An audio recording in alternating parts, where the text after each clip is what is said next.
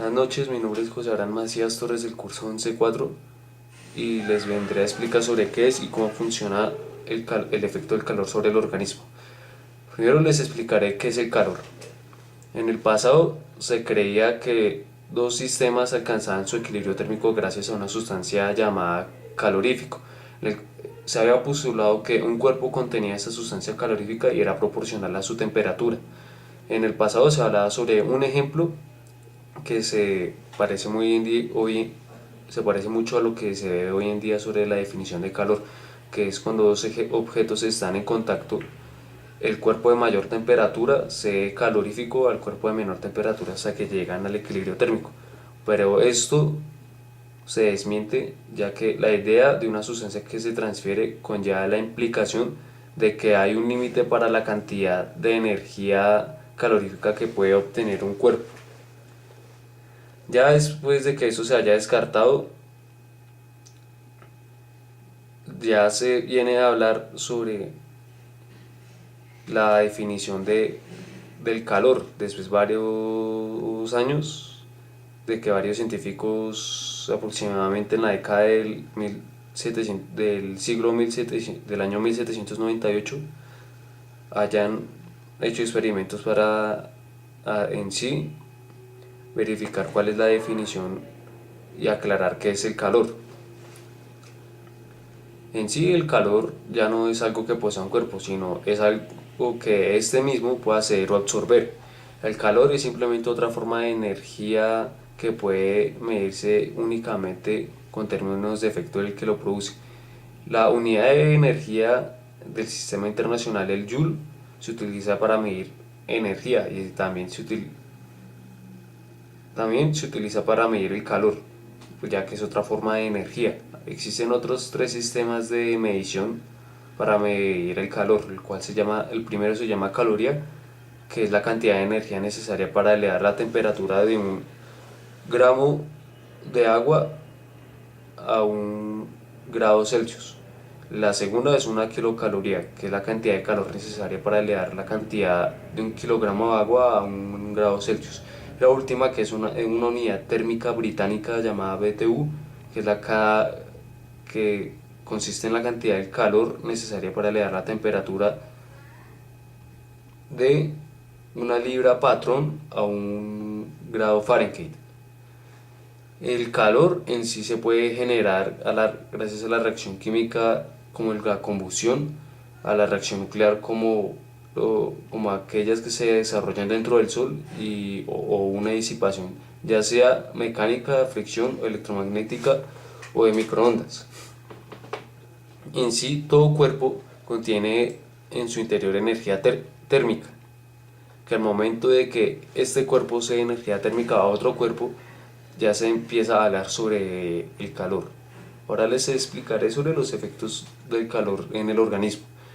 O sea, los efectos producidos por el calor son el resultado del fracaso que se produce en los mecanismos fisiológicos que regulan la temperatura corporal ante una sobrecarga del calor en medio, con manifestaciones que van desde calambres, sensaciones y agotamiento y síncope hasta un golpe de calor que en forma es parte grave y puede llevar consigo la muerte. El calor puede producir calambres en los músculos del abdomen y de las extremidades debido a las pérdidas de las sales y de los electrolitos, mientras que la sensación de agotamiento se debe a la deshidratación corporal, que puede dar lugar a una sed intensa, a un dolor de cabeza o cefalea o vértigo o cansancio, irritabilidad, hipotensión, taquicardia o hiperventilación. Ya una de las más graves es el síncope, que es el trastorno que indica que hay un aporte insuficiente de sangre, oxígeno y glucosa en el cerebro, que el afectado describe como una sensación de vaído o visión borrosa o desequilibrio corporal. La manera para que el paciente se cure de eso es que se acueste en forma horizontal y espera que los efectos pasen. La manifestación, una de las manifestaciones que son graves para el organismo es el denominado golpe de calor, que se produce cuando se excede la temperatura corporal a los 40 o 45 grados centígrados. Esto puede causar daño cerebral en los, y en el sistema de regulación corporal también, con riesgo de que produzca la muerte. Este golpe de calor comienza con la reducción o cese de la sudoración, seguida del dolor de cabeza, confusión, taticardia, piel caliente, inconsciencia y convulsiones. Los ancianos, que son los de tercera edad, son más propensos a sufrir esto, en caso de que hayan temporadas muy calurosas. Ya esto ocurre ya porque nosotros tenemos un cuerpo termosensible, de la cabeza a los pies.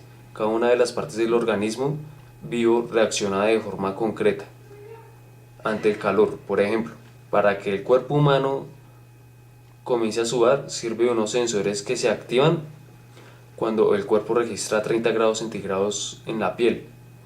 Ya la biología del calor forma parte de nuestra vida cotidiana. Por ejemplo, cuando uno se enferma de gripa o alguna otra infección, uno tiene fiebre, que es el aumento de temperatura corporal, o cuando uno recibe una lesión por un deporte o algo así, uno se aplica agua caliente para aliviar el dolor. Ya por ejemplo, el calor tiene en sí sus partes buenas y sus partes malas. Su parte buena es que esto se puede utilizar para eliminar tumores benignos, ya que ya al someter las células del tumor benigno a más de 50 grados centígrados, estas empiezan a desnaturalizar y los lípidos dejan de y se funden los lípidos, lo cual produce la necrosis del tejido. Y esto lo utilizan varios especialistas para curar el cáncer, para eliminar algunos tumores benignos. Pero también esto es algo maligno también porque así como se describía, como lo dije anteriormente, una persona sana si es expuesta a estas grandes cantidades de calor puede sufrir necrosis del tejido. ¿Y qué más les puedo decir? Sí, los sensores del calor del cuerpo dan la señal de alarma cuando detectan 30 grados centígrados en la piel. La orden de librarse del calor mediante el sudor del hipotálamo, que es nuestro termostato natural, pero a veces ese proceso tiene efectos indeseados. La pérdida de agua puede producir deshidratación si no mejora. Los tejidos se secan y entre los más propensos están los cerebrales. Por eso una de las principales señales de la gravedad de alguien deshidratado es la confusión mental.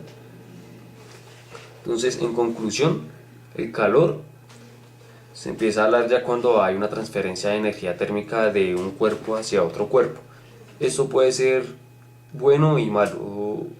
No, y ya para el efecto en el organismo hay ya efectos buenos y efectos malos. Buenos, como la curación del cáncer podría ser, para la eliminación de tumores benignos, no del cáncer, sino más que todo de tumores benignos, y malicioso también porque puede ocasionar necrosis del tejido.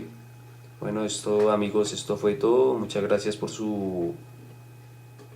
por su colaboración y pues por prestarme atención en este tiempito.